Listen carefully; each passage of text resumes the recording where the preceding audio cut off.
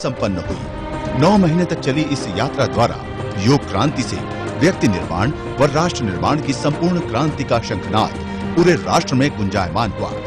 इस यात्रा के दौरान राष्ट्र नायक युग पुरोधा स्वामी रामदेव जी महाराज ने प्रातःकालीन योग शिविरों तथा जनसभाओं के माध्यम से 10 करोड़ से अधिक लोगों तक प्रत्यक्ष रूप से योग तथा स्वाभिमान का संदेश दिया। आस्था तथा अन्य इलेक्ट्रॉनिक प्रिंट मीडिया के साथ साथ लाखों कार्यकर्ताओं एवं समर्थकों ने श्रद्धेय योग ऋषि स्वामी रामदेव जी महाराज का रोग, नशा एवं भ्रष्टाचार मुक्त राष्ट्र निर्माण का संकल्प व संदेश करोड़ों राष्ट्रवासियों तक पहुंचाया। भारत स्वाभिमान यात्रा के द्वितीय चरण के अंतर्गत निशुल्क योग विज्ञान एवं राष्ट्र निर्माण शिविरों का आयोजन 20 सितंबर 2011 से शौर्य, पराक्रम एवं स्वाधीनता की नगरी झांसी से हो रहा है। इस बार की यात्रा में योग क्रांति के साथ साथ आर्थिक आजादी के लिए पूरे राष्ट्र में जागरण का कार्य चलेगा।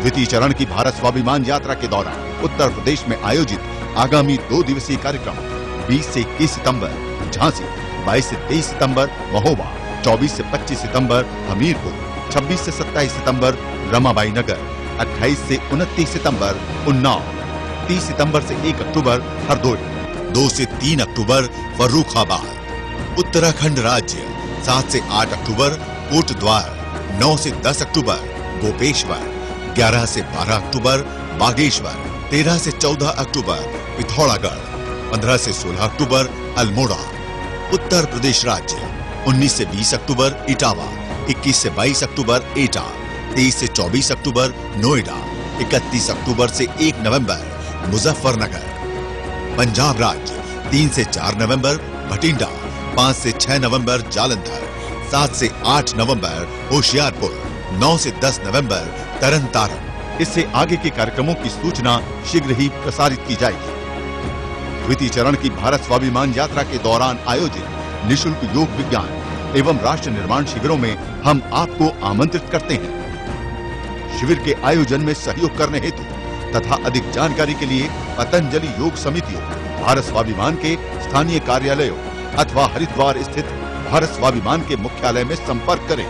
भारत स्वाभिमान केंद्रीय कार्यालय, राजीव भवन, पतंजलि योगपीठ, महर्षि दयानंद ग्राम, दिल्ली हरिद्वार राष्ट्रीय राजमार्ग, Haridwar 246405 Uttarakhand. Phone number 01334 240 008, 244107, 246737, fax 01334 244 805, 240664, email divyayoga.daria@gmail.com और rakeshpypt@gmail.com। Visit us at www.bharatswabhimantrust.org। दुनिया में बहुत विषय होते हैं और उनके संदर्भ में हम जब बात करते हैं तो उनके संबद्ध विषय भी होते हैं। अर्थशास्त्र एक बिल्कुल डिफरेंट सब्जेक्ट है, इकोनॉमिक्स, और उसके कई पक्ष होते हैं। पैसा क्या है, यह अर्थव्यवस्था कैसे चलती है, इस अर्थव्यवस्था का स्रोत क्या है, श्रम क्या है, मेहनत, वर्क, और उस वर्क का वैल्यूएशन का तरीका क्या है, किस मेहनत का कितना पैसा होगा, इसको तय कौन करता है। फिर अर्थव्यवस्था में करेंसी का क्या योगदान है, क्या विदाउट करेंसी भी कोई देश की अर्थव्यवस्था चल सकती है। बहुत सब्जेक्ट होते हैं। फिर उसमें ब्लैक मनी होता है, व्हाइट मनी होता है, ब्लॉक मनी होता है। ऐसे चिकित्सा शास्त्र एक बहुत बड़ा विषय है। अब चिकित्सा शास्त्र यद्यपि ये लोगों को बहुत प्रिय नहीं लगता है, लेकिन यदि इसको ठीक से समझा जाए तो इस जैसा कोई विषय ही नहीं है। चिकित्सा शास्त्र माने पहले शरीर के बारे में जानना, हमारी बॉडी का एक एक सेल, पूरी बॉडी का सिस्टम कैसे वर्क कर रहा है। कितना रहस्यजनक लगता है, कितना रोमांचक लगता है और कितना महत्वपूर्ण विषय है। और इससे जो है अपने अस्तित्व के प्रति भी अपनी जागरूकता बढ़ती है।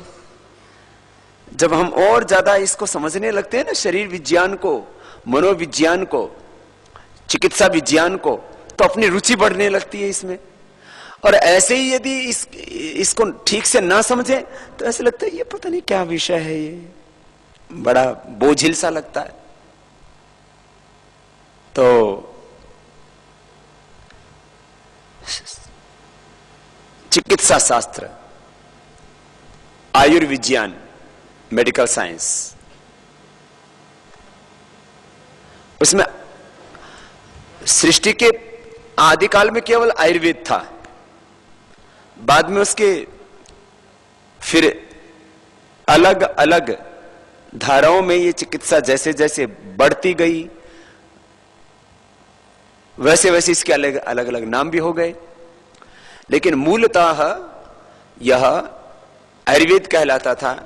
फिर आयुर्वेद क्योंकि एक विषय कहलाने लगा तो फिर इसको बाद में आयुर्विज्ञान कह दिया जाने लगा।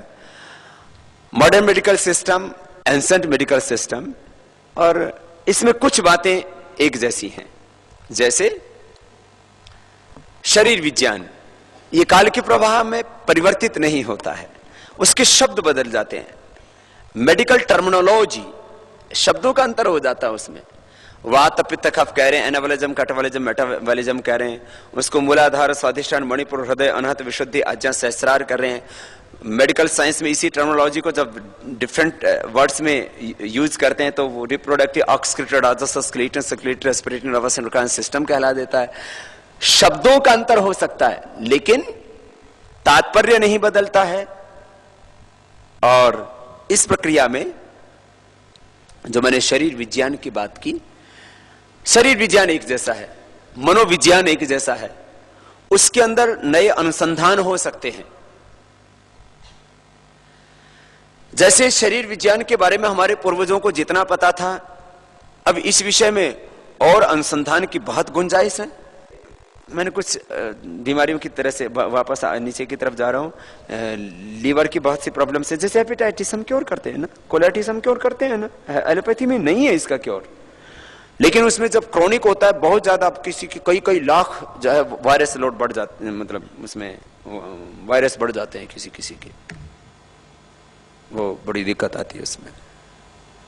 तो उस समय हेपेटाइटिस आदि में, बहुत क्रिटिकल कंडीशन आदि में मदद ले सकते हैं एलोपैथी में। लेकिन जॉन्डिस से लेकर के हेपेटाइटिस तक, लीवर सोरेसिस का फर्स्ट स्टेज तक हम लोग अच्छा कर देते हैं। लीवर फिर वो लीवर ट्रांसप्लांट वो एडवांस दूसरी स्टेज होगी, सर्जरी में चलेगी फिर वापस, वहां तो ठीक अलग बात। बाकी जो है किडनी के रोगों में, इनफर्टिलिटी में, स्किन डिसऑर्डर्स में, हड्डियों की बीमारियों में हम ज्यादा एडवांस हैं। हमें समझाने की जरूरत है। खाली एलोपैथी में कुछ चीजें एकदम से बड़ी हुई। अब जैसे कोलेस्ट्रॉल आदि में भी आयुर्वेद योग बहुत बेहतर है। अलसी का प्रयोग करो। अब अलसी का प्रयोग कोलेस्ट्रॉल से लेकर के तमाम बीमारियों में, अर्जुन का प्रयोग, प्राणायाम का प्रयोग, लहसुन का प्रयोग, कितने प्रयोग है हमारे पास में ऐसे। तो अब जैसे हड्डियों के कितने, वात पित्त कफ के हिसाब से मैं उसकी व्याख्या करूं। वात पित्त कफ, वात रोगों का हमारे पास में 99% इलाज है। रोमेटॉइड आर्थराइटिस से लेकर के, गाउट से लेकर के, और जो है ऑस्टोपीनिया, ऑस्टोपोरोसिस से लेकर के, ऑस्टोपीनिया हड्डियों की कमजोरी की प्रारंभिक अवस्था होती है, ऑस्टोपोरोसिस उसका एडवांस अवस्था होती है। फिर जो है चाहे वो यूरिक एसिड का बढ़ना हो गाउट आदि में, या फिर जो है ESR आर इफेक्ट आदि का बढ़ना, ES आदि का पॉजिटिव होना, ये सब नॉर्मल अवस्था में हम लाके खड़ा कर देते हैं रोगी को। ये बड़ी बात है। 99% हम एडवांस हैं, उससे कई गुना आगे हैं। एलोपैथी में तो बोला ही जाता है pain management, BP management, sugar management, they can manage every disease. वो मैनेज कर सकते हैं, अच्छी बात है। मैनेज करने की भी तो जरूरत है। हम एक दूसरे के शत्रु नहीं है, लेकिन हमने कहा कि हम कहीं पर भी कुछ एक दो बीमारियों को छोड़ दीजिए। और वो जरूरी भी नहीं कि हम सब जगह भाई हमारा सब जगह हस्तक्षेप हो। आयुर्वेद में भी बहुत से रोगों को असाध्य कह करके छोड़ दिया गया। तो कुछ बीमारियों को छोड़ करके सब बीमारियों में आयुर्वेद आज भी एडवांस है, योग आज भी एडवांस है। और पूरे साइंटिफिक अप्रोच के साथ। और मैंने पूरी दुनिया में एक दो नहीं सैकड़ों सेमिनार, सैकड़ों इस तरह के जो है स्पेशल संवाद, विशेष संवाद रखे मेडिकल साइंस के डॉक्टर्स के साथ। मैंने कहा आओ बात करो मेरे साथ, बताओ तुम्हारे पास में अर्थराइटिस के लिए क्या है, तो बोलेंगे पेन किलर्स हैं, और क्या है स्टीरॉइड है, और क्या है कुछ नहीं है। तो मैंने उनसे पूछा, मैंने कहा पेन किलर, क्या पेन किलर ट्रीटमेंट है? बोलो नहीं। क्या स्टीरॉइड ट्रीटमेंट है? मैंने कहा नहीं। तो मैंने कहा लो खाओ शिलाजीत, खाओ गूगल, पियो एलोवेरा का जूस और मारो कपालभाति के झटके। ये है। अब उनके पास में देखो, अब वात रोगी, वात पित्त काफी है, अब तो सब बोलने लगे वाता पित्ता कफा। पूरी दुनिया में वाता पित्ता कफा हो रहा है। सब लोग ये शब्द जानने लग गए थोड़ा। हा?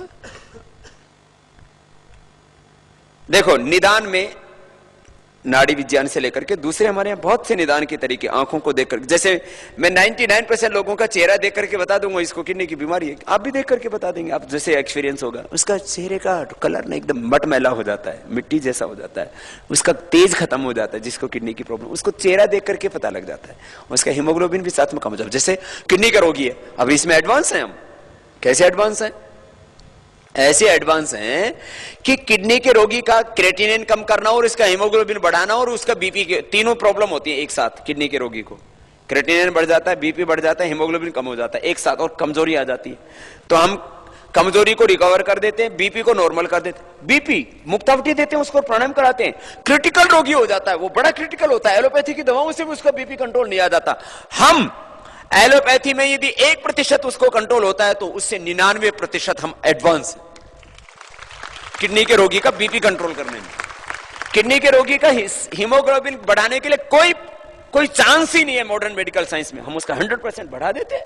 कितनी बड़ी बात है ये, कोई छोटी बात है ये? अरे प्लेटलेट्स के लिए कोई दवाई नहीं है मॉडर्न मेडिकल साइंस में। हम एलोवेरा पिला करके, गिलोय पिला करके और पपीते के पत्तों का रस पिला करके और वो बढ़ा देते हैं प्लेटलेट्स। 1% भी दवाई नहीं है। There is nothing, any medication. वहां खाली क्या है, प्लेटलेट्स को अलग कर लेते हैं प्लाज्मा में से और चढ़ा देते हैं। बोले ये हो गया, फिर वो गिर गया, बोला अब हमारे बस की बात नहीं। कितने रोगी ऐसे हैं जिनको मरने के लिए छोड़ दिया गया था। अब तो अपोलो एम्स पीजीआई में भी, अरे बोलो भाई ऐसा है, अब मरने तो जाहिर है, वो बाबा एक डंडी सी पिलाता, वो और पी के देख लिए, और फिर मरना हो तो मर जाइए। रोगी को छोड़ने से पहले जिनको थोड़ा नॉलेज है ना, वो बता देते हैं डॉक्टर्स में। बराबर बाबा को गिलोय की डंडी से पिलाता है, वो बाबा जी के वहां से जाके पूछ लेना। मैं ऐसा बनाना चाहता हूं आपको चिकित्सक कि जो मॉडर्न मेडिकल साइंस वालों से ट्रीटमेंट ना हो तो आपके पास रेफर कर करके भेजें।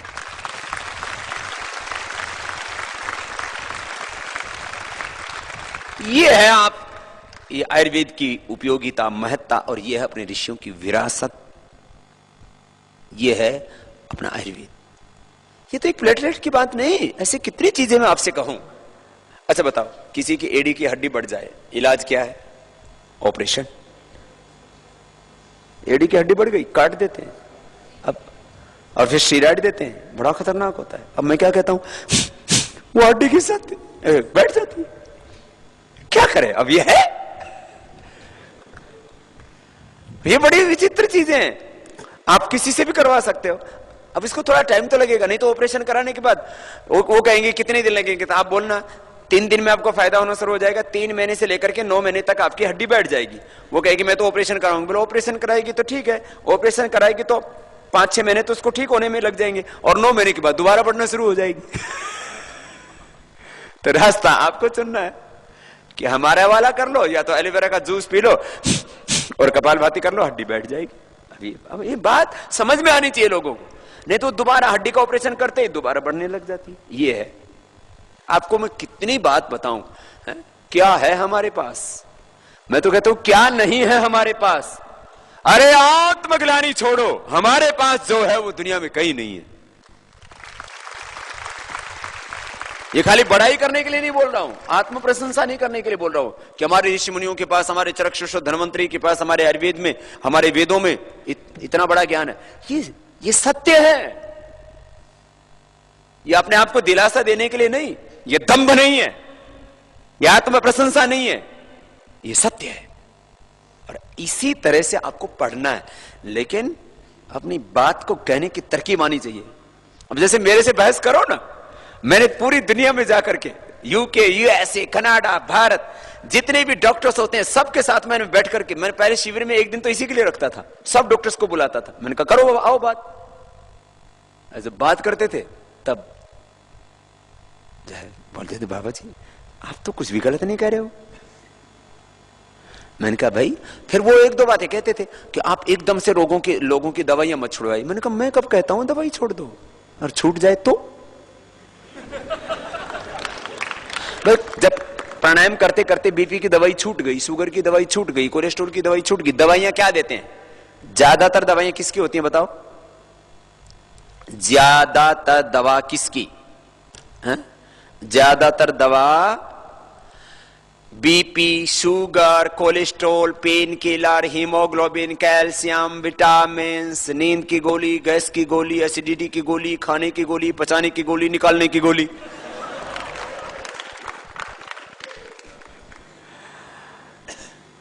%99 दवा गोली। विटामिन, अच्छा विटामिन कहां से आएंगे? मैंने कह दिया चलो 9 विटामिन, 9 पेन किलर्स। अरे सारे विटामिन तो आंत से जाते हैं, आंतें ठीक कर लो। Vitamin B, vitamin B12, vitamin A, vitamin E, vitamin C, सब विटामिन कहां से जाते हैं? इंटेस्टाइन से।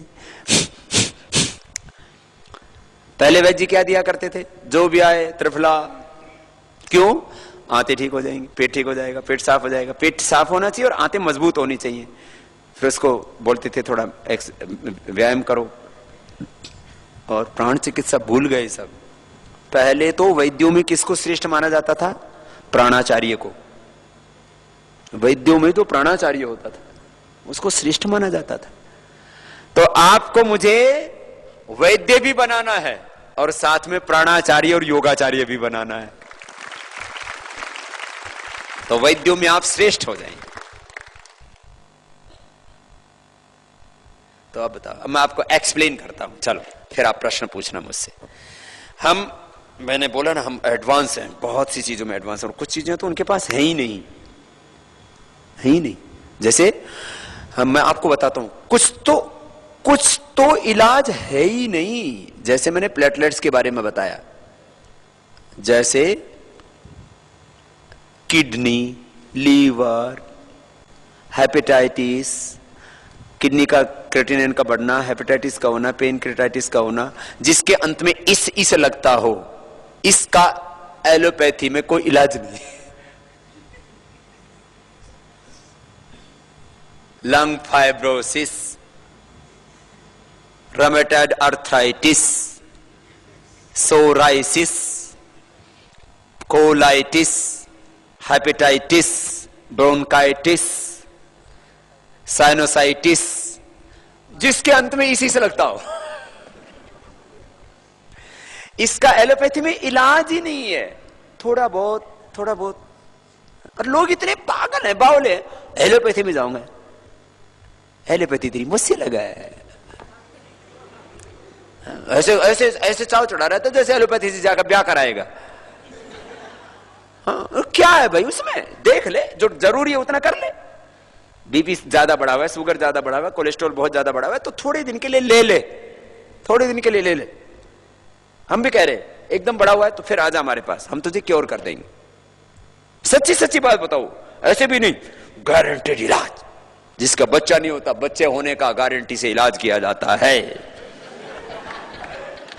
ऐसे बोर्ड लगा के मत बैठना, अपनी बात को साइंटिफिकली एक्सप्लेन करो, जैसे मैं कर रहा हूं।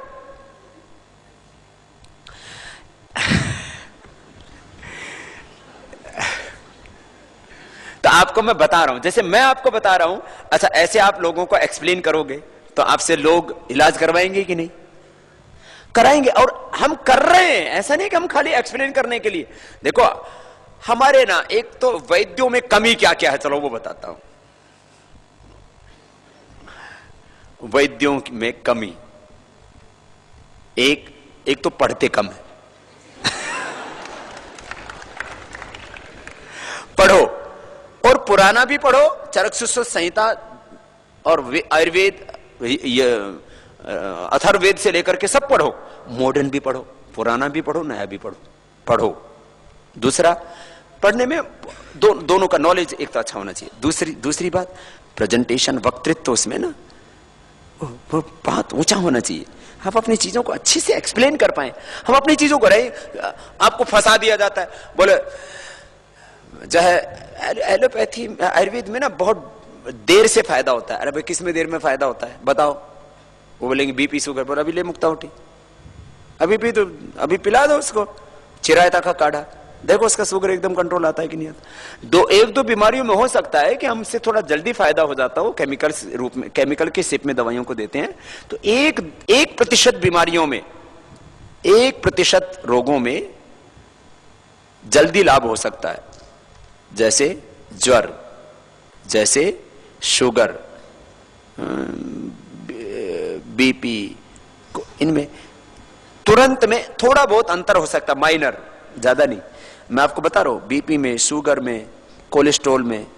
अब कोलेस्ट्रॉल में हम एक साथ लौकी का जूस उसको पिलाते हैं, और उसको जैसे मैंने कहा अलसी का प्रयोग कराते हैं, जो भी जिसको अनुकूल आता है, या हम उसको लहसुन का प्रयोग कराते हैं, या उसको अर्जुन की छाल पिलाते हैं, एकदम से फायदा होता है, इसमें कोई बात ही नहीं। फिर ऐसी बीपी में उसको आप तुरंत फायदा करना है ना, लौकी के जूस के साथ मुक्तावटी दे दीजिए, एलोपैथी से भी जल्दी फायदा होता है। कौन कहता नहीं होता है? एलोपैथी की दवाई थोड़ी तो देते बीपी डाउन कर दी, आदमी को परेशानी हो सकती है। कोई भी चीज ऐसे डाउन नहीं आती।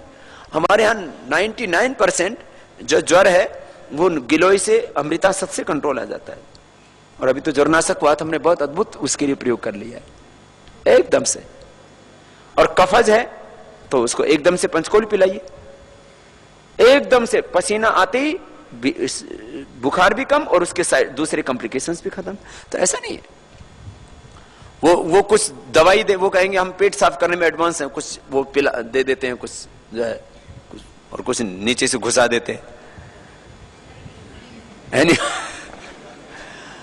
अब वो बोले भाई तुम्हारे तो देर से फायदा होता है, तो जमाल घोटे की गोली, वो बीज अपने झोले में रखा करो, अपनी जेब में रखा करो, और बोलो इसको जीप पे रख, अभी पता लगेगा आयुर्वेद का असर कितनी देर में होता है।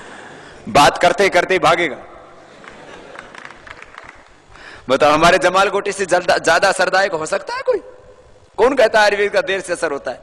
जो बोले आयुर्वेद का देर में असर होता है, बोला असर तो बाद में बताऊंगा, पहले 5 मिनट इसको मुंह में रखो, और बोलते बोलते असर हो जाएगा 5 मिनट में, तो बाथरूम में जाएगा, बा कहेगा आहा असर तो बहुत जबरदस्त है।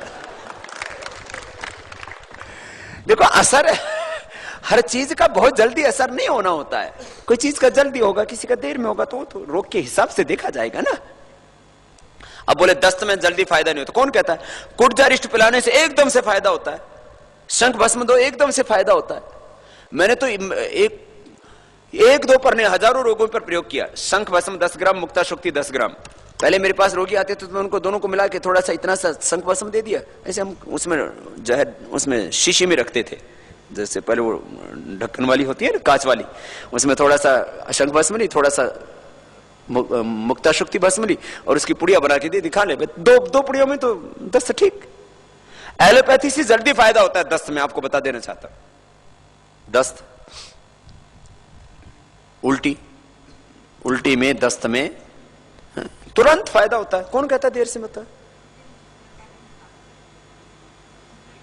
हाँ, तो गैस में, एसिडिटी में सबसे, अब एलोवेरा जूस पीते एसिडिटी खत्म, पीते ही। और जिनको बहुत हाइपर एसिडिटी रहता है, खाना खाने के बाद तुरंत उल्टी होता है, बोले खाने से पहले एलोवेरा का जूस पी लो। किसी की स्किन बहुत ड्राई होती है, खिंचती रहती है, ऐसे होती है, उसको बोले एलोवेरा जूस रोज पियो, खत्म हो जाता है। खैर वो तो दूसरा इलाज का दूसरे सब्जेक्ट आ जाएंगे।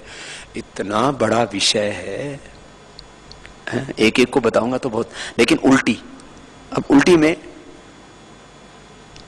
देखना होगा किस कारण से उसको उल्टी हो रही है। एसिडिटी बढ़ी हुई है तो मोती पिष्टी दे दो, गैस बन रही है तो फिर उसको चित्रकादि वटी दे दो।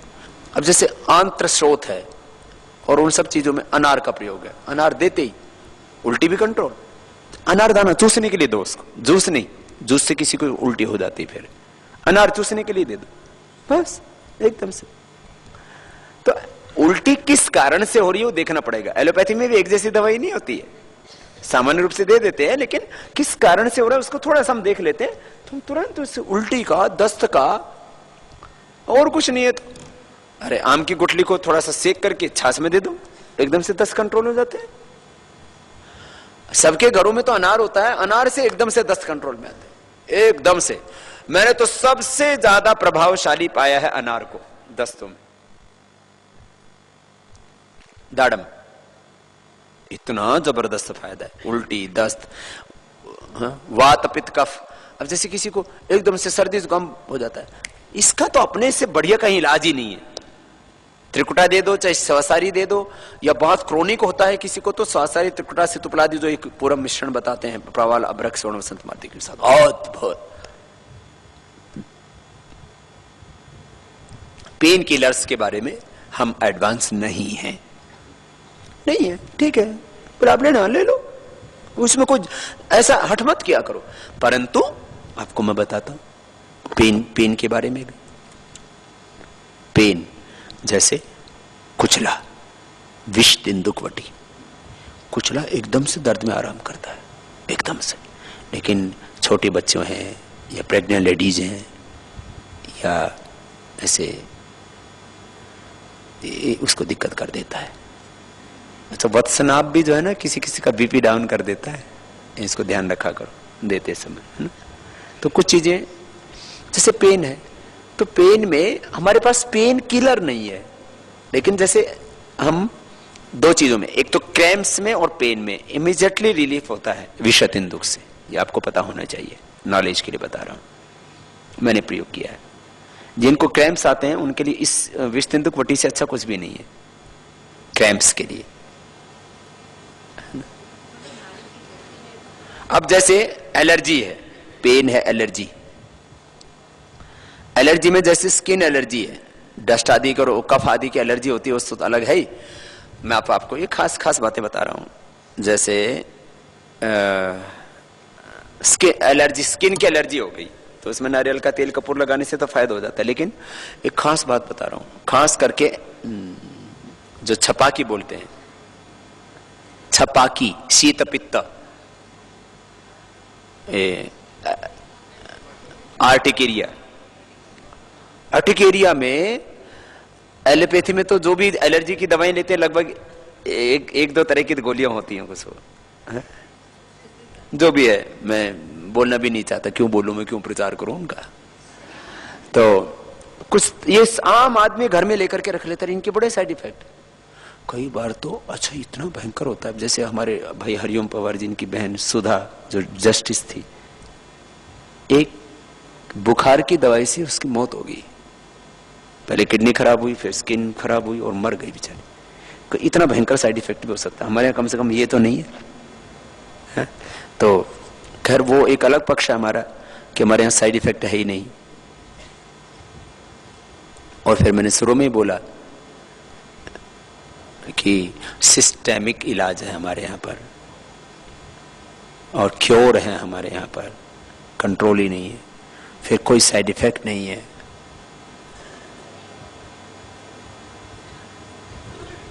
और अभी मैं बात कर रहा था एलर्जी। अब जैसे आर्टिकेरिया में तो इतना जबरदस्त है, ये तो अपना मेरा भी अनुभव है, करीब 17-18 साल, क्योंकि करीब 20 साल पहले मुझे भी हो गया था। पता नहीं कैसे हुआ, एक तो बासी भोजन करने से भी हो जाता है, फ्रिज की चीजें लेने से हो जाता है। जैसे एक बार एक संत जी थे, गंगा के किनारे रहते हैं, उनके यहाँ मैं गया हुआ था, तो उन्होंने फ्रिज का दूध पिला दिया। अब हमने कभी फ्रिज का दूध पिया ही नहीं, हम गांव में पैदा हुए, हमारे जिस घर में पैदा हुए उसमें पता नहीं, अब तो आ गया हो तो पता नहीं, फ्रिज था ही नहीं। गुरुकुल में हमें पता ही नहीं था फ्रिज क्या होता है। फिर हमने कभी फ्रिज का पिया, मैंने तो फ्रिज का पिया तो मेरा ऐसे दफड़ दफड़ हो गए, दफड़ दफड़।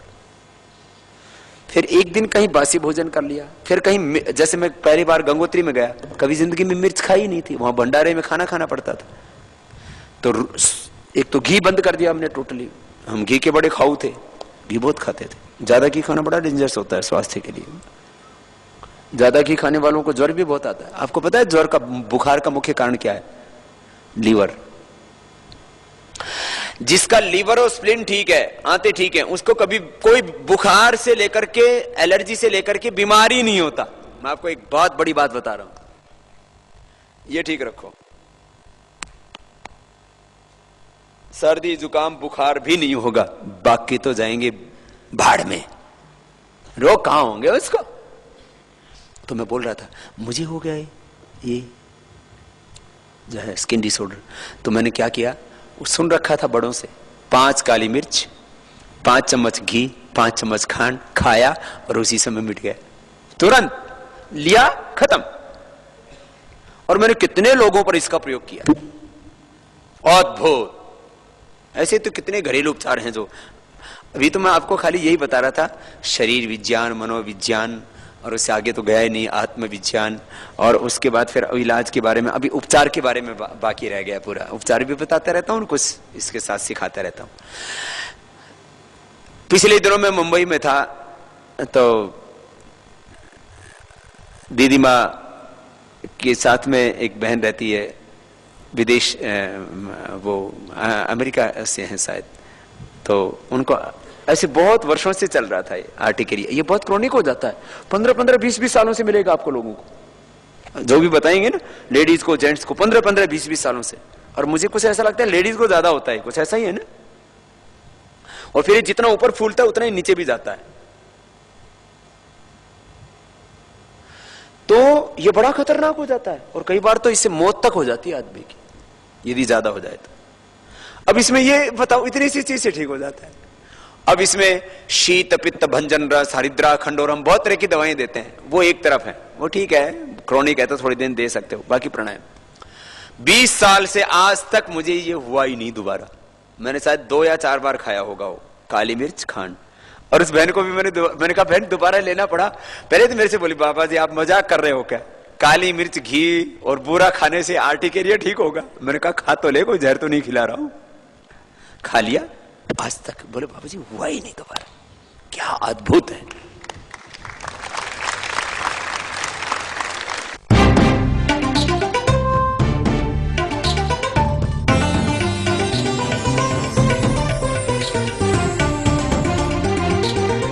आस्था जीवन का आधार।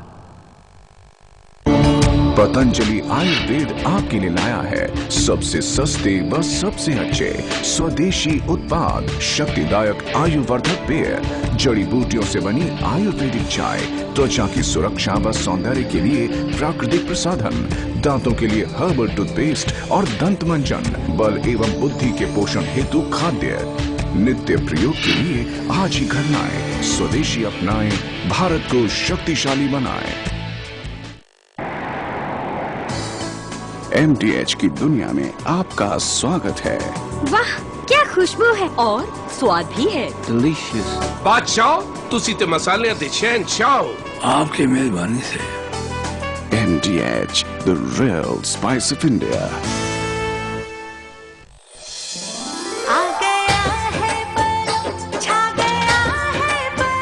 मेरी और मेरे परिवार की सेहत का राज परम प्योर घी।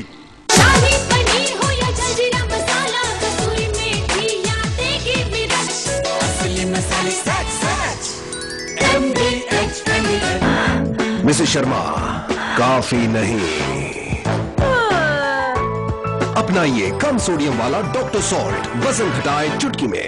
किचन किंग हो या चना मसाला, दाल मखनी या सांभर मसाला, असली मसाले सच। MDH, MDH।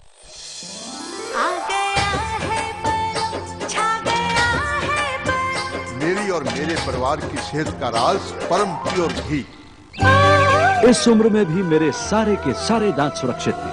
MDH मंजन है जहां, दांतों की सुरक्षा है वहां, असली दंत मंजन सच।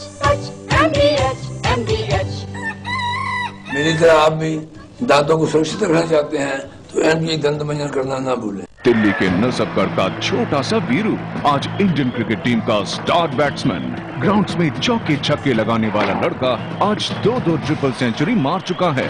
मैं हमेशा यही सोचता हूँ कि अगर ग्राउंड नहीं होते, पब्लिक ट्रांसपोर्ट नहीं होते, तो क्या हम इंडिया के लिए खेल पाते? क्या वर्ल्ड कप जीत पाते? क्या आपने कभी सोचा है अगर स्कूल्स नहीं होते, रोड्स नहीं होते, तो हम कहाँ होते? इनकम टैक्स पे कीजिए, ये सिर्फ जिम्मेदारी नहीं, हिस्सेदारी भी। तो भी पके ऐसा पके जहाँ भी जो हो खींचा चला आए। MBH मसाले ऐसा फ्लेवर जगाए, असली मसाले सच सच। MBH पतंजलि आयुर्वेद आपके लिए लाया है सबसे सस्ते व सबसे अच्छे स्वदेशी उत्पाद, शक्तिदायक आयुवर्धक पेय, जड़ी बूटियों से बनी आयुर्वेदिक चाय, त्वचा की सुरक्षा व सौंदर्य के लिए प्राकृतिक प्रसाधन, दांतों के लिए हर्बल टूथपेस्ट और दंत मंजन, बल एवं बुद्धि के पोषण हेतु खाद्य, नित्य प्रयोग के लिए आज ही घर लाएं, स्वदेशी अपनाएं, भारत को शक्तिशाली बनाएं। गणनायकाय गणदैवताय गणाध्यक्षाय धीमहि। आदि पूज्य विघ्न विनाशक भगवान श्री गणेश के वंदना महापर्व श्री गणपति महोत्सव के पावन अवसर पर समस्त राष्ट्रवासियों को हार्दिक शुभकामनाएं। पहले तो एक एक नुक्सा ढूंढने के चक्कर में वैद्य जी के 5-7 साल 10 साल चक्कर काटने पड़ते थे। मैंने देखा साधु संत वैद्य ये रहस्य नहीं देते अपना। मैंने कहा भाई देते क्यों नहीं? बोले बाबा रहस्य दे दिया तो हमको कौन पूछेगा। मैंने कहा हमने तो सबको बता दिया, हमें तो सब आदर करते हैं। यह एक गलत परंपरा शुरू हो गई थी। मैंने पहले 2 पक्ष पूरे कर लिए। अब डायग्नोसिस के बारे में ज्यादा बताने की जरूरत नहीं, वो काफी आप लोगों को पता है कैसी बीमारी हो जाती है, तो क्या क्या डायग्नोसिस के सिस्टम आजकल तो आम आदमी को पता लग गया है। पहले शरीर विज्ञान, फिर निदान, रोग निदान, फिर उसकी चिकित्सा। और चिकित्सा में एक बहुत महत्वपूर्ण पार्ट होता है वैद्य भी, वैद्य का व्यवहार। ठीक है, तो शरीर का ज्ञान, रोग का ज्ञान, निदान, फिर उसकी चिकित्सा, और फिर वैद्य का व्यवहार और रोगी का आहार, है ना। ये सब चीजें ठीक होंगी ना तो आप एकदम परफेक्ट इलाज कर पाएंगे। तो आपके बस में क्या क्या है? ज्ञान अर्जित करना, निदान, रोग के बारे में, निदान के बारे में जानना, उसका रोग और निदान दोनों एक साथ जुड़े हुए हैं, फिर चिकित्सा, और फिर आहार, आपका रोगी का आहार और आपका विचार, आपका चरित्र, आपका नॉलेज, आपका उसके साथ में बिहेवियर। कुछ कहते हैं वैद्य जी के हाथ में बड़ा जस है, यश, यश को जस बोल देते हैं। मतलब वैद्य जी के हाथ में बड़ा यश है। कैसे? वैद्य तो एक ही जैसा है, दवाई भी एक ही जैसा दे रहा है। और डॉक्टरों के बारे में मैंने ऐसा सुना, बोला उसकी फेथ हो जाता है उसके प्रति। तो ऐसा आपका बिहेवियर होना चाहिए। कैसा श्रेष्ठ क्या है रोगी की चिकित्सा के लिए? वैद्य का व्यवहार, श्रेष्ठ व्यवहार कैसा? अपने परिजन की तरह उसकी चिकित्सा करो। जैसे मेरी माँ है, मेरी बहन है, मेरी बेटी है, मेरे पिता है, मेरे बेटे हैं, मेरे भाई हैं, जैसे भी उम्र का संबंध होता है, ऐसे ही मान के अत्यंत करुणा भाव से, अत्यंत प्रेम भाव से, अत्यंत वात्सल्य से उसका इलाज करो। तो इतना रिजल्ट ओरिएंट होगा, आपको यश मिलता जाएगा। आज ठीक है, करोड़ों लोग हमें 5 तरह से अलग अलग विषयों के कारण से जानते हैं, लेकिन मेरी सबसे बड़ी पहचान क्या है? मैंने रोगियों को आरोग्य दिया है। और रोगी कितने प्रतिशत हैं देश में, दुनिया में? चलो,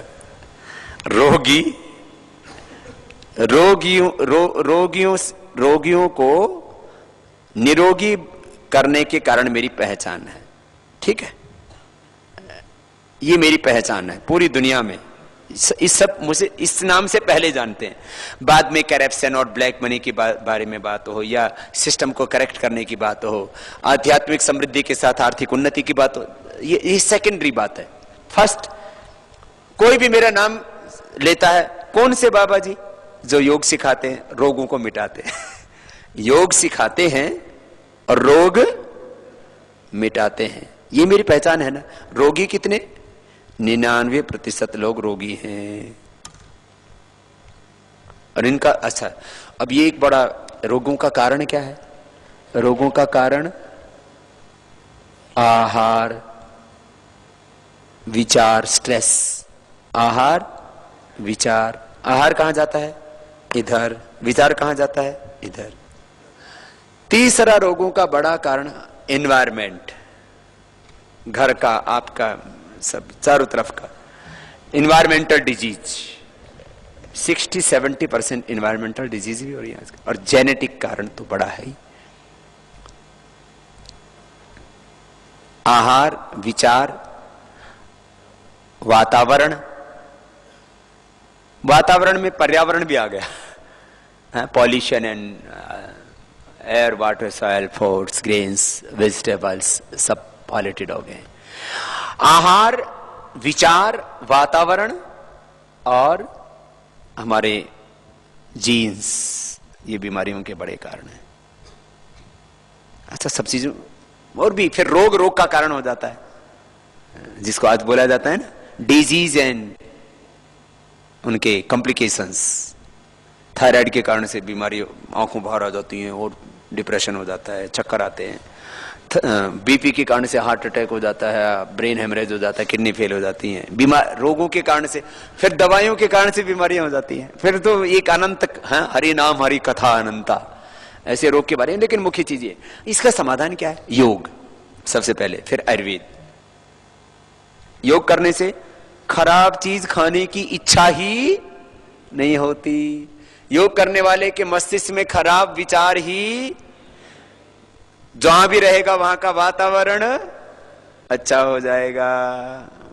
अब ये तो है नहीं कि फैक्ट्री से धुआं उठना बंद हो जाएगा, उसके लिए थोड़ा और भी प्रयास करना पड़ेगा। लेकिन उसके लिए अच्छा वातावरण बना सकते हैं। अपने इम्यून सिस्टम को स्ट्रॉन्ग कर लेगा तो उसका भी असर से बच जाएगा। ठीक है, या तो वातावरण अच्छा बना लेगा या खुद को बचा लेगा। ठीक है, और जीन्स को भी चेंज कर लेगा। योग करने से ना कितना चेंज होता है। फिर जैसे बीमारियों का एक कारण नींद ना आना भी है, तो योग करेगा नींद अच्छी आएगी, योग करेगा आहार अच्छा रहेगा, योग करेगा विचार अच्छा रहेगा, सदाचार में जिएगा, दुराचार व्यभिचार आदि नहीं करेगा। आजकल ये भी तो बीमारियां हो गई ना, ये HIV आदि, ये सब ये तो क्या है, ये सब ऐसे ही तो है, विचार दोषी है सारा का सारा। तो योग एक बहुत बड़ा साधन। खैर, तो मैं आपसे बात ये कर रहा था, बीमार कितने? 99%। किसी को जेनेटिक बीमारियां हैं, किसी को एनवायरमेंटल बीमारियां हैं, किसी को गलत आहार से, गलत विचार से बीमारियां हैं। और सबसे बड़ी बीमारी तो योग ना करने से, मेहनत नहीं करते लोग, मोटे मोटे हो गए। देखो वो चारों तरफ ऐसे मोटे मोटे मस्टंडे हो गए हैं सब, इधर से कमर बढ़ गए हैं। पर शरीर कसा हुआ होना चाहिए। शरीर कैसा होना चाहिए? पूरा कसा हुआ, वैद्यों का भी और सबका भी। हाँ, उभरा हुआ सीना, कसी हुई कमर, कसा हुआ पूरा शरीर एकदम मजबूत। हाँ? ऐसे थुल नहीं, धक्का मारती ऐसे 5 फीट दूर जाके गिरे, मजबूत होना चाहिए। है? कुछ तो इतने नाजुक से होते हैं, छुई मुई जैसे।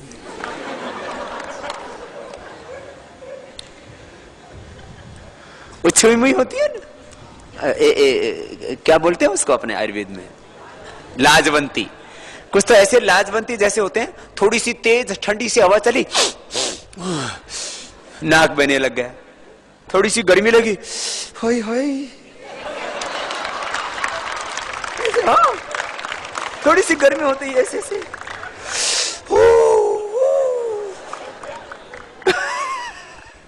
बड़े विचित्र है। स्ट्रांग बॉडी, स्ट्रांग कैरेक्टर, ऐसा होना चाहिए। सब भारतीयों को भी, वैद्यों को तो होना ही चाहिए, ऐसा होना चाहिए। है? तो हम, अच्छा बताओ, हमें कोई बॉडी बिल्डिंग करना है? हमें कोई जो है, आजकल क्या होते हैं वो रैंप पर चलते हैं ना, मॉडलिंग करना है। हमें कोई मॉडलिंग करना है, तो हमारी बॉडी के मॉडलिंग वालों से अच्छी नहीं है।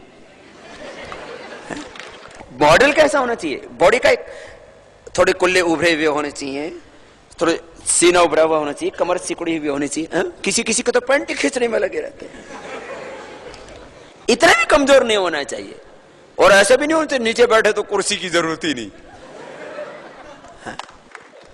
तो योगाभ्यास करोगे ना, आपका मॉडल एकदम सेट हो जाता है। एक बहुत बड़ी बात बता देता हूं, चलो ये बीच में इलाज भी बता रहा हूं। जैसे आप प्राणायाम करते हो ना, तो जहां जो चीज जितनी होनी चाहिए, जैसे आपके चेहरे पर कितने गोलाई होनी चाहिए, जैसे चेहरा ऐसे उभरा हुआ हो, है ना, माथे पर तेज हो, चेहरे पर किसी भी तरह का पिगमेंटेशन नहीं हो, यहाँ यहाँ काला काला पड़ जाता है ना, इधर इधर यहाँ ब्लैकेस हो जाता है, फिर इधर झाइयाँ आ जाती हैं, फिर यहाँ कुछ हो जाता है। पुरुषों को यहाँ से, आजकल देखो आज बड़े बड़े लोगों को मैं देखता हूँ, पुरुषों को नहीं, यहाँ से इधर से काला काला शुरू हो जाता है और ऐसे ऐसे ये ऐसे ऐसे बढ़ता है, यहाँ से लेके और यहाँ तक, और पूरा ऐसे। और माताओं को यहाँ यहाँ से, किसी को हिंदुस्तान का, किसी को वर्ल्ड का नक्शा बन जाता है ऐसे, यहाँ इधर, अलग अलग तरह की चीज। आप प्राणायाम, फिर किसी के ये हाथ मोटे, फिर ये मोटे, फिर कहीं कहीं से पता नहीं सीधा, कहीं से कुछ भी। माताओं बहनों को, भाइयों को भी ऐसे होता है, इधर से कुछ लोग ऐसे ऐसे चलते रहते हैं, मुझे कुछ देखने में तकलीफ होती है सच में। कई बार तो मैं ना ऐसे, आपको मजाक नहीं कर रहा हूं, कई बार मैं किसी को देखता भी हूं ना, किसी को खराब लग रहा होगा जिसको थोड़ा, लेकिन मैं किसी की जोक नहीं कर रहा हूं, मेरे को ऐसा बहुत डर सा लगता है, ये आदमी जीता कैसे होगा, ऐसी पेट इतना, ये राम इतना सा, ऐसा मोटा सा हो जाता, उसका देखते ही अपने को डर लगे, ऐसा इतना मोटा सा पेट, ऐसे इधर कमर ऐसी सलवटें पड़ जाती हैं ऐसे, जैसे आत्मा परमात्मा का मिलन हो रहा हो इधर।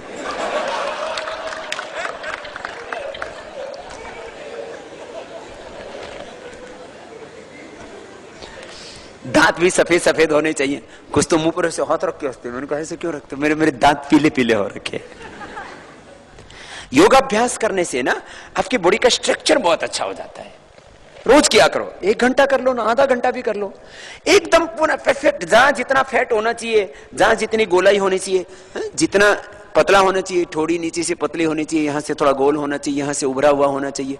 हम माथा बैठा हुआ अच्छा नहीं होता है, माथा थोड़ा उभरा हुआ होना चाहिए, ऐसे पूरे चेहरे पर तेज होना चाहिए, और पूरे शरीर ऐसे कसा हुआ होना चाहिए। देखो मैं कोई जिम थोड़ी जाता हूं, लेकिन जिम वालों से कमजोर है हमारा शरीर को, ऐसे ऐसे मजबूत होना चाहिए एकदम पक्का। आप मत मारना, नहीं तो मसल्स टूट जाएंगे अभी। ऐसे एकदम मजबूत होना चाहिए शरीर, ऊपर से भी, बाहर से भी, भीतर से भी। ये सब करो, रोज प्राणायाम करो, ऐसे स्ट्रांग बॉडी, स्ट्रांग कैरेक्टर। बीमारी किसको होती है? एक शब्द में क्या है बीमारी? मैं कई तरह से एक्सप्लेन करता हूं चीजों को। बीमारी क्या है? बीमारी है भीतर की कमजोरी।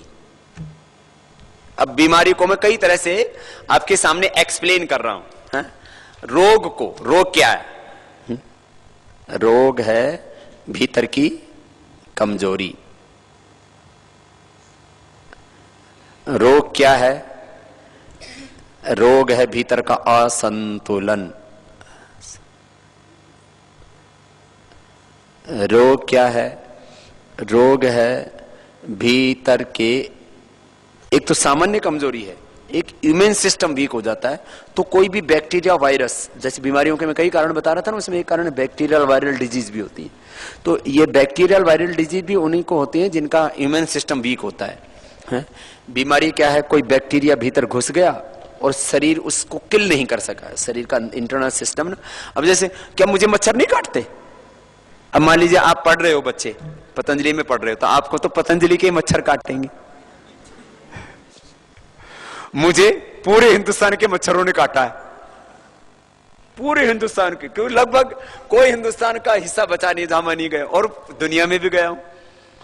तो कई जगह तो मच्छर होते ही नहीं, जैसे अमेरिका आदि, ब्रिटेन आदि, कुछ जगह ऐसी हैं, अमेरिका के कुछ भाग ऐसे हैं जब मच्छर होते ही नहीं, कि इतनी ठंड होती है वो मच्छर पैदा ही नहीं होते, मक्खियां पैदा ही नहीं होती, लेकिन वहां भी दूसरे प्रकार के बैक्टीरिया होते होंगे। तो अलग अलग, ठंड में पैदा होने वाले बैक्टीरिया अलग हैं, गर्मी में पैदा होने वाले बैक्टीरिया अलग हैं। सबसे अच्छा वातावरण होता है रोगी के लिए गर्मी वाला, इसलिए राजस्थान में इलाज के लिए कई लोग जाते थे पहले। मैंने देखा कई तो सेठ लोग ना गर्मियों में 1-2 महीना जब भयंकर गर्मी पड़ती थी तो अपने गांव में आ जाते थे। मैंने कहा सेठ जी क्यों आए? बोले यहाँ आते हैं ना तो बोले शुद्ध होकर के चले जाते हैं, वो सब बैक्टीरिया फ्री होकर के चले जाते हैं। आजकल बॉडी को ना डिटॉक्स करने के लिए बहुत चला हुआ तरीका।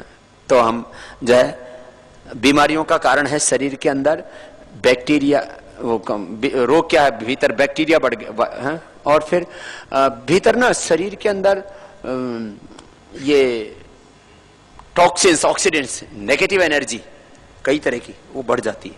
ये बीमार, ये रोग है।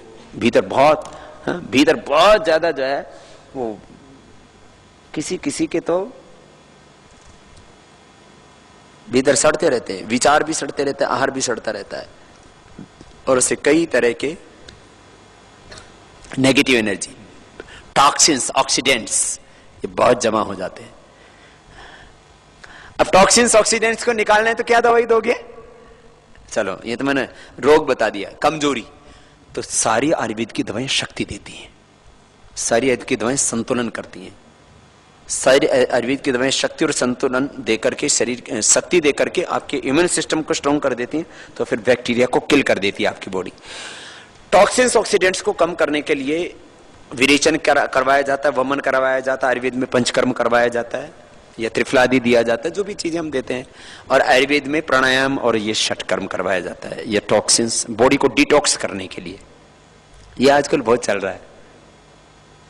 विदेशों में तो लोग 2-3 महीने में, 6 महीने में, साल भर में एक बार बॉडी को डिटॉक्स करने के लिए डिटॉक्स सेंटर्स बने हुए हैं, वहां लोग चले जाते हैं। हमारे यहाँ हिंदुस्तानियों को अभी इस मामले में और समझने की जरूरत है। पहले तो लोग ऋषि आश्रमों में जाते थे, गुरुकुलों में जाते थे, अब तो बंद हो गया है ना? तो ये जरूरी है। तो ये एक विषय है, कितनी बातें बताऊं आपको। चलो मैंने बहुत बताया, अब आप लोग पूछो।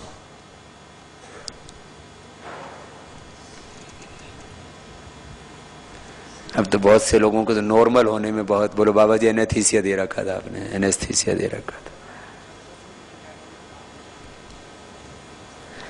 मेरे पास अभी एक विषय बच गया है कि अलग अलग रोगों में क्या क्या उपचार हो सकता है, वो उपचार वाला पार्ट मैंने बाकी रखा है, लेकिन अभी तक जितना बताया उस बारे में पूछो।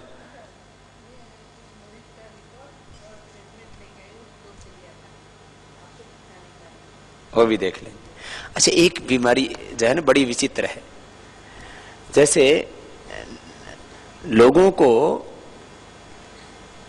हमने, जैसे SLE है, MS है, मस्कुलर डिस्ट्रोफी है, इनको तो हमने इलाज किया है। एक ये जो जिनको ब्लीडिंग होता है और बंद नहीं होता, ऐसे रोगियों को भी आयुर्वेद से फायदा होता है।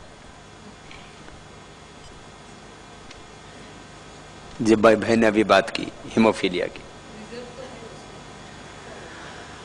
और ये जो है इसमें एक तो सिम्टोमेटिक इलाज दिया जाता है, जैसे भी उसको शरीर में किसी किसी को भयंकर अर्थराइटिस जैसा हो जाता है और चीजें हो जाती हैं। बाकी उसमें शीशम के पत्तों को साथ में देना, इसका बड़ा अच्छा रिजल्ट है। कहीं से भी बॉडी से ब्लीडिंग हो रहा हो, शीशम के पत्ते, यहां तक कि प्रेग्नेंट लेडीज को भी ब्लीडिंग हो रहा है तो भी बंद हो जाता है। ये कईयों के ऊपर, एक तो हमारे वैद्य ही हैं कानपुर के, उनकी बेटी पूर्ण स्वस्थ है, उन डॉक्टर्स ने बोल दिया था आपको तो अब अबॉर्शन करवाना ही पड़ेगा। और मैं ये प्रयोग करीब 7 सालों से अपने रोगियों पर कर रहा हूं, शीशम के पत्तों का, कहीं से भी ब्लीडिंग हो रहा हो। अब जैसे एक को, ये तो जो है हीमोफीलिया की बात हुई, फिर एक जो है प्रेगनेंसी के दौरान जो है ब्लीडिंग की बात हुई, एक को खून से, जो पेशाब से ब्लीडिंग होने लग गई, तो बताओ क्या करोगे?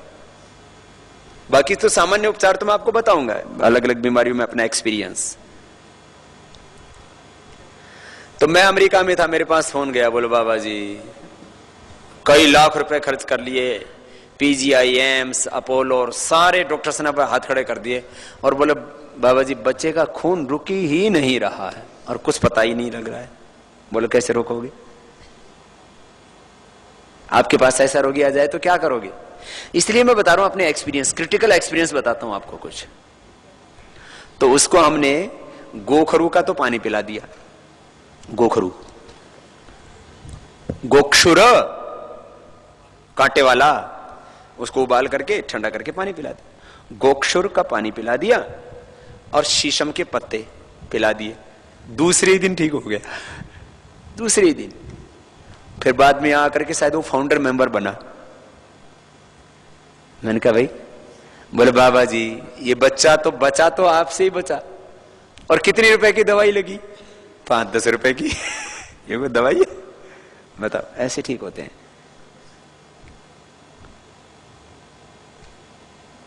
अब जैसे क्रिटिकल माइग्रेन पेन है, अब हमारे पास सामान्य पेन किलर नहीं है, क्या जैसे सिर में दर्द